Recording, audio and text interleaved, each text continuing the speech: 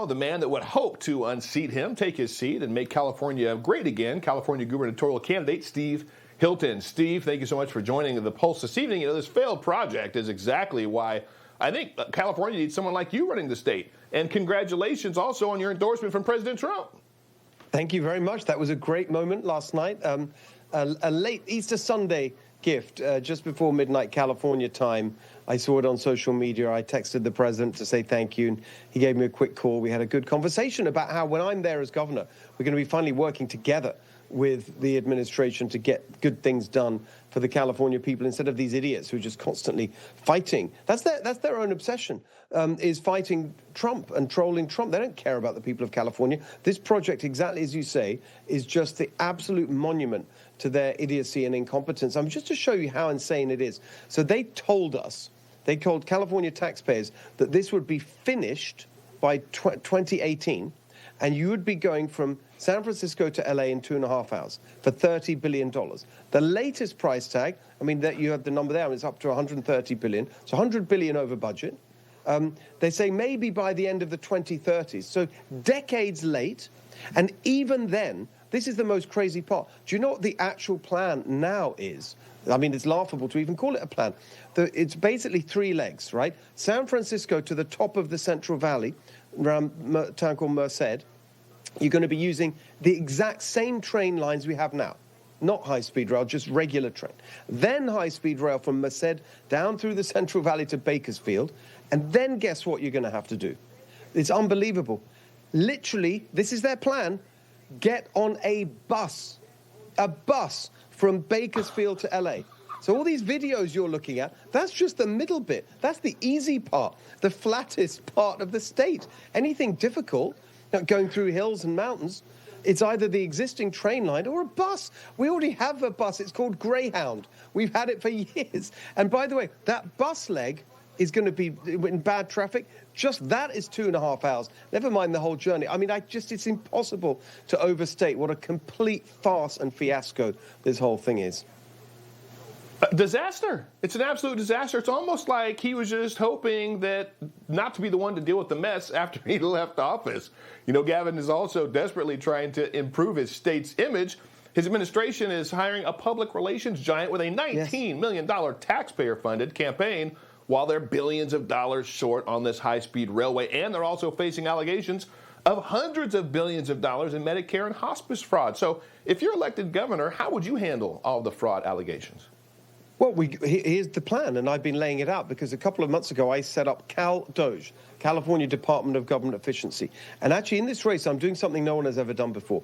I've put together a team to run with me, and it's going to be very important because one of the members of that team is a guy called Herb Morgan running for state controller. The state controller has the power to audit any organization receiving state money and to turn off the tap to stop the money from going.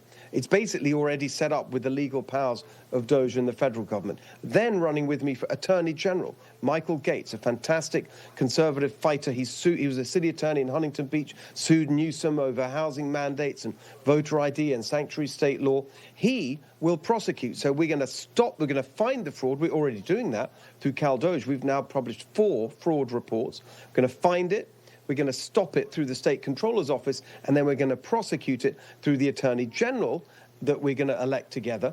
And then we're going to get as much of the money back as possible and give it back to taxpayers who it never should have been stolen from in the first place. So you are just coming in with an entire team. And all this reminds me of, I know President Trump, and a year and a half before taking office, he was working with the team. He was full force planning, strategizing, so that day one, it was in motion. It sounds like you're doing the same thing. I think it's exactly what California needs. I know CBS Sacramento conducted a 6-month investigation into why California gas costs more. And it turns out it wasn't price gouging. It was all their other state policies. And these Democratic policies may be the reason that Cali actually turns red. Real Clear Politics polling shows that you're actually leading the pack in California, Steve, for the governor's race. Do you think that California residents are absolutely just sick of getting screwed over by Democrats? Yes, it's 16 years now of one-party rule. There's no one else to blame. Of course, whoever the Democrat candidate is running against me, all they've got is attacking Trump because they can't defend the record. It's the worst record of any state, highest poverty rate, highest unemployment rate, highest cost of living, crime, homelessness, everything a disaster. The school results, a disaster. Highest taxes in the country for the worst results.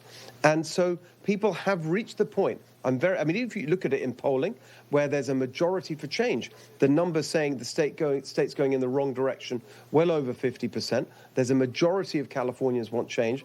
And the really big point is that in a midterm election, it's all about the turnout, which party, which candidate does better getting their votes out. We've got massive advantage this year in California because we've got two initiatives that have qualified for the ballot in November that will really drive Republican turnout. The first is voter ID. Whatever they do with the SAVE Act, we're going to be able to vote for voter ID here in California in November. And the second is SAVE Prop 13, which is all about protecting from increases in property tax and local taxes. People care very much about that. So I'm very confident that we can put together a real movement for change because people are done with these Democrats. Well, it sounds amazing. I'm a California kid, born and raised. Most of my family is still in California. I think you do California great. Steve Hilton, God bless you. Thanks for joining the poll Thank you, David. Great to be with you. Nothing is off limits to David Harris Jr. And there's no apologies because he's armed with common sense, real faith, and the truth. Don't miss him on The Pulse tonight.